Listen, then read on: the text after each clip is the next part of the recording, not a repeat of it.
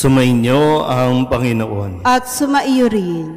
Ang mabuting balita ng Panginoon ayon kay San Lucas. Papuri sa iyo, Panginoon. Noong panahong iyon, umakyat si Jesus sa bundok upang manalangin.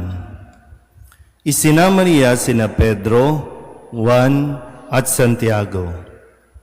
Samantalang siya'y nananalangin, nagbago ang anyo ng kanyang mukha. Nagningning ang kanyang kasuotan na naging puting-puti. Di kaginsa-ginsay, lumitaw ang dalawang lalaki, sina Moises at Elias, na napakitang may kaningningan at nakipag-usap sa kanya. Pinag-usapan nila ang nalalapit na pagpanaw ni Jesus na magaganap sa Jerusalem. Tulog na tulog si Pedro at ang kanyang mga kasama, ngunit sila'y biglang nagising at nakita nila si Jesus na nagniningning at ang dalawang lalaking nakatayo sa tabi niya. Nang papaalis na sa tabi ni Jesus ang mga lalaki, sinabi ni Pedro, "Guro, mabuti pa'y dumito na tayo. Gagawa po kami ng 3 kubol, isa sa inyo, isa kay Moises at isa kay Elias."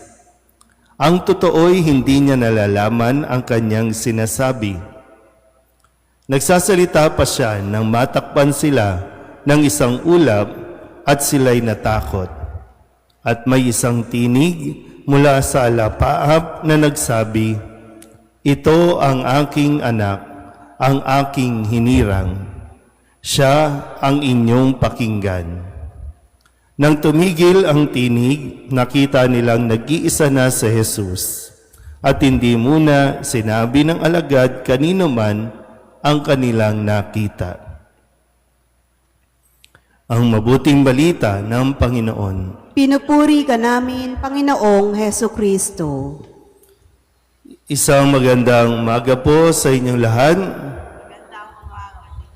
Ngayon po ay August 6 at ating pong pinagdiriwang ang kapistahan ng pagliliwanag sa bagong anyo ng Panginoon o ang tinatawag nating Transfiguration, ang pagbabagong anyo ni Jesus.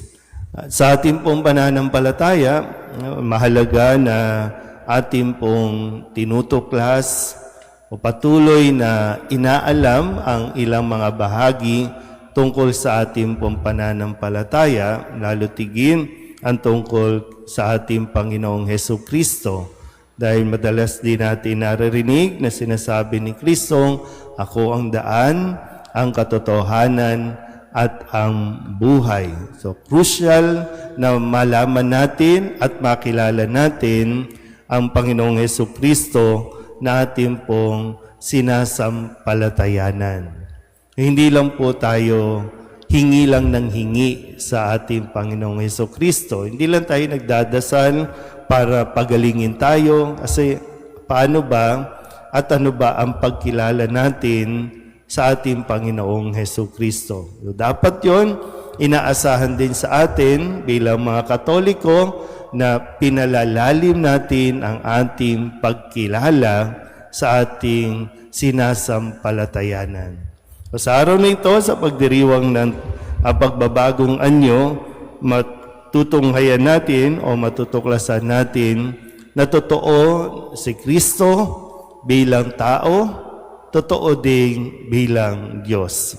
Naranasan ito at nakita ng mga unang mga apostol na Pedro, Juan at Santiago, yung pagka-Diyos niya, yung divinity, yung pagiging divine ni Kristo ay kanilang natunghayan. Pangalawa, ito din ay paalala sa atin na si Kristo ang katuparan ng lahat ng ipinapahayag na mababasa natin sa Biblia. Kaya nga nandoon si Moises at nandoon din si Elias. Si Moises ang binigyan ng kautusan, kaya si Kristo ang katuparan ng kautusan.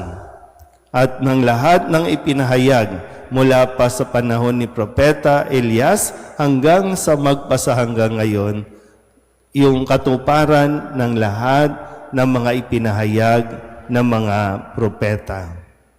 Pangatlong bahagi na kailangan natin pong unawain, lalo tigit, yung paalala sa atin, mahalaga na pinakikinggan natin si Kristo sa kanyang mga itinuturo, iniaaral para sa lahat.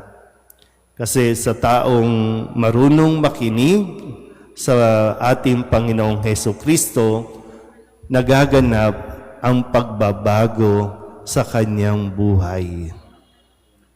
So, pwede tayo nakaupo dito, pwede tayong araw-araw nasa simbahan, pero hanggat hindi natin inihiling sa Diyos yung grasya na mabuksan ang ating mga tenga para mapakinggan natin ng lubusan ang sinasabi sa atin ni Kristo, walang magbabago. Hindi tayo magbabago. So ang susi sa pagbabago, kung gusto natin, minsan, di ba, dinadasal naman natin talaga, gusto natin magbago, pero hanggat hindi natin pinakikinggan, hanggat hindi tayo nakikinig sa ating Panginoong Hesukristo, hindi tayo mababago.